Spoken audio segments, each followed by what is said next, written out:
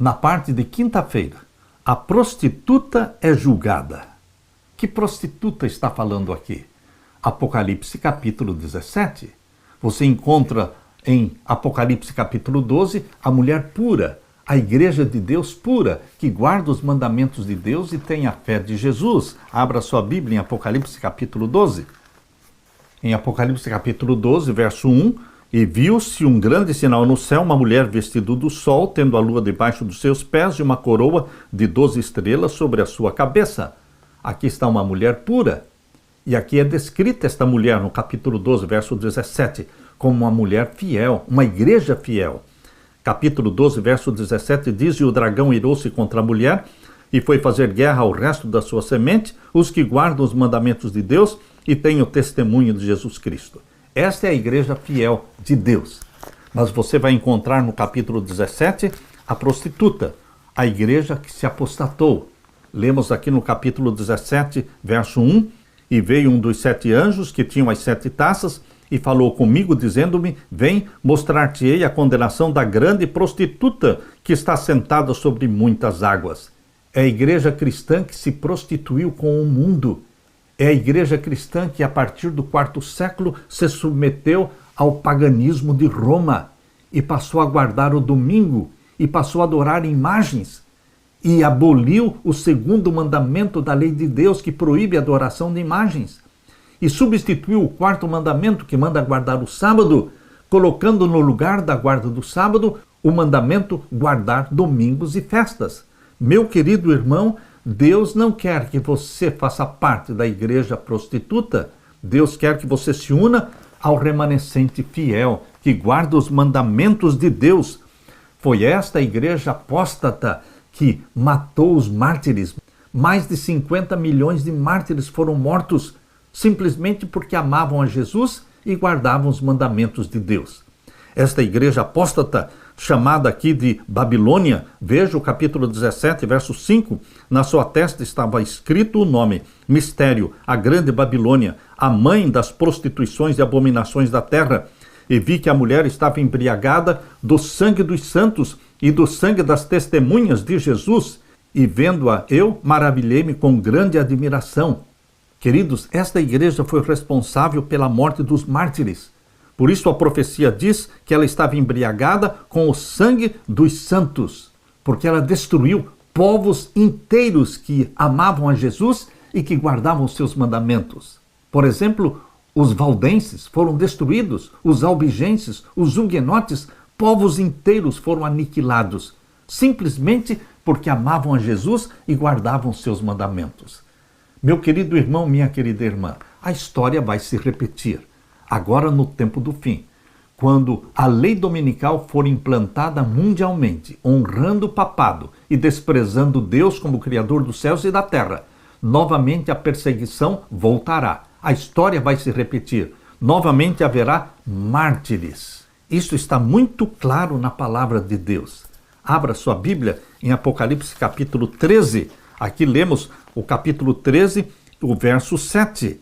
E foi-lhe permitido fazer guerra aos santos, novamente, o poder papal, fará guerra contra os santos e vencê-los. Por que vencê-los? Porque ainda existirão mártires. Antes da porta da graça se fechar, ainda existirão mártires, porque outros estarão se convertendo pela morte das fiéis testemunhas de Jesus. E foi-lhe permitido fazer guerra aos santos e vencê-los, e deu-se-lhe poder sobre toda a tribo, língua e nação, e adoraram-na todos os que habitam sobre a terra. É um poder mundial, fazendo com que reis e rainhas e todos os líderes religiosos do mundo se curvem diante de Babilônia, a Babilônia de Roma. Mas, no capítulo 17 de Apocalipse, mostra o fim desta igreja apóstata. Abra sua Bíblia em Apocalipse 17 e o verso 14. Aqui diz: estes combaterão contra o Cordeiro, e o Cordeiro os vencerá. A vitória é de Jesus Cristo. Porque ele é o Senhor dos senhores e o Rei dos reis, vencerão os que estão com ele, chamados e eleitos e fiéis. Meu querido irmão, Apocalipse 18 descreve como será a destruição desta grande Babilônia. Leia o capítulo 18 todo, está descrevendo a destruição da igreja de Roma e das suas filhas também. Agora, quando você chega no capítulo 19 de Apocalipse, você encontra aqui o regozijo e a alegria no céu, porque esta igreja foi julgada e foi condenada. Capítulo 19 de Apocalipse diz: e depois destas coisas ouvi no céu como que uma grande voz de uma grande multidão que dizia: Aleluia! Salvação e glória e honra e poder pertencem ao Senhor nosso Deus, porque verdadeiros e justos são os seus juízos, pois julgou a grande prostituta. Ela foi julgada, ela foi condenada, que havia corrompido a terra com a sua prostituição, e das mãos dela vingou o sangue dos seus servos. E outra vez disseram aleluia, e o fumo dela sobe para todo sempre. E os 24 anciãos e os 4 seres viventes prostraram-se e adoraram a Deus assentado no trono, dizendo amém e aleluia. E saiu uma voz do trono que dizia: louvai o nosso Deus, vós todos os seus servos, e vós que o temeis, assim pequenos como grandes. E ouvi como que a voz de uma grande multidão, e como que a voz de muitas águas, e como que a voz de grandes trovões, que dizia aleluia, pois já o Senhor Deus Todo-Poderoso reina. Regozijemo-nos e alegremo-nos, demos-lhe glória, porque vindas são as bodas do Cordeiro, e já sua esposa se aprontou. Aqui no capítulo 19 está mostrando a condenação e a destruição da Babilônia romana com as suas filhas. Mas, queridos, aqui no capítulo 19 fala também da igreja pura e verdadeira, da noiva do nosso Senhor Jesus Cristo, porque diz o verso 7, regozijemo-nos e alegremo-nos e demos-lhe glória, porque vindas são as bodas do Cordeiro, e já sua esposa se aprontou. A esposa de nosso Senhor Jesus Cristo são os membros, homens e mulheres, comprados pelo sangue de Jesus Cristo, e que estão vestidos com a vestimenta branca, o linho fino, puro e resplandecente da justiça de Jesus Cristo. Capítulo 19, verso 8.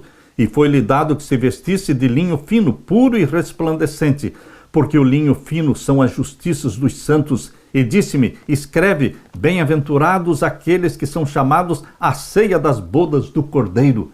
Você, meu irmão e minha irmã, vocês estão sendo chamados à ceia das bodas do Cordeiro. Este é o convite que Deus está colocando na sua mão.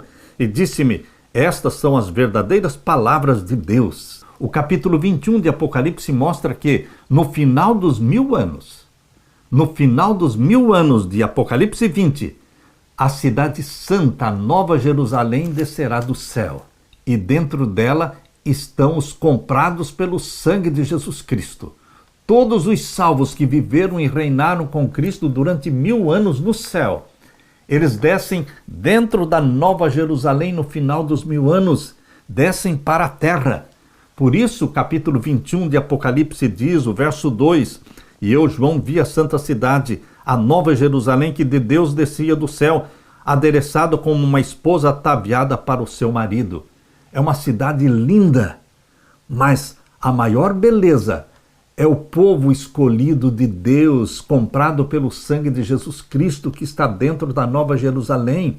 O que existe de mais lindo na cidade não é a rua de ouro, não são os muros de pedras preciosas. O que existe de mais bonito é o trono de Deus, porque ali está o trono do Pai e o trono do Filho, exatamente como diz o capítulo 22. O capítulo 22 diz ali o verso 3, e ali não haverá nunca mais maldição contra alguém, e nela estará o trono de Deus e do Cordeiro, e os seus servos o servirão. Meu querido irmão, minha querida irmã, Jesus Cristo tem um povo remanescente na terra. Jesus Cristo está preparando uma cidade, que é a cidade do Deus vivo. É ali que estará o trono de Deus. Nós vamos ser arrebatados para o céu quando Jesus Cristo voltar. E vamos viver 1000 anos no céu com Jesus Cristo.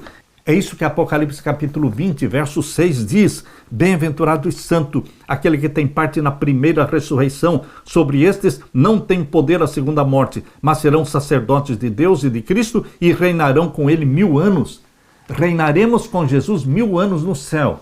e no final dos 1000 anos vamos descer junto com a Nova Jerusalém para a terra que será queimada, que será purificada e que Deus criará aqui a nova terra.